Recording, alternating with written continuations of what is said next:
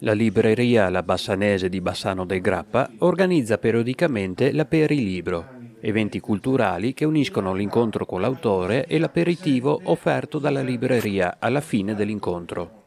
L'ospite di venerdì 17 marzo è stato Giuseppe Mendicino, considerato il maggiore esperto di Mario Rigoni Stern, noto per i suoi libri sulla natura, le montagne e le storie di guerra, come Il sergente nella neve e Il bosco degli urogalli.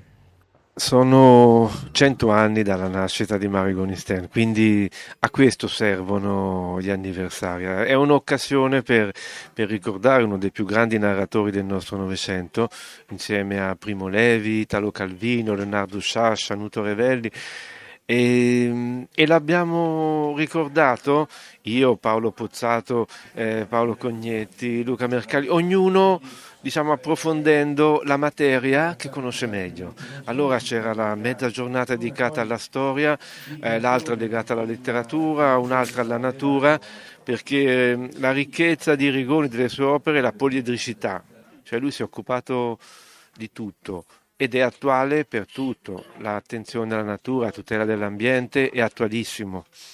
La scrittura chiara antiretorica è più attuale che mai. L'etica civile, non ne parliamo neanche, c'è sempre bisogno. E poi il dovere della memoria, ecco, perché se non ricordiamo i fatti che sono avvenuti, le cose che sono state, la storia, e poi le tragedie del passato si ripetono. Era un po' il dovere che sentivano sia Primo Levi sia Mario Rigoni Stern. Noi dobbiamo ricordare perché non devono più succedere. Purtroppo succedono. La storia insegna, ma noi non ascoltiamo abbastanza.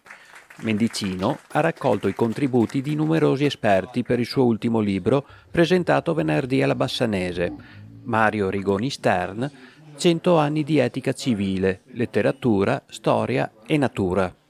L'incontro è stato moderato da Paolo Pozzato, docente di storia e filosofia e ricercatore indipendente soprattutto nel campo della storia militare. Tanti drammi, cataclismi avvengono perché c'è tanta ignoranza, oltre che interessi economici. Poi l'attenzione alla storia, tramite Rigoni Stern conosciamo meglio la Grande Guerra e anche la Seconda Guerra Mondiale, e poi è anche una lezione di buona scrittura, perché se noi prendiamo Italo Calvino, le lezioni americane, quell'esempio di italiano nitido, pulito, però ricco di vocaboli al tempo stesso, quindi capace di comunicare, Rigoni Stern.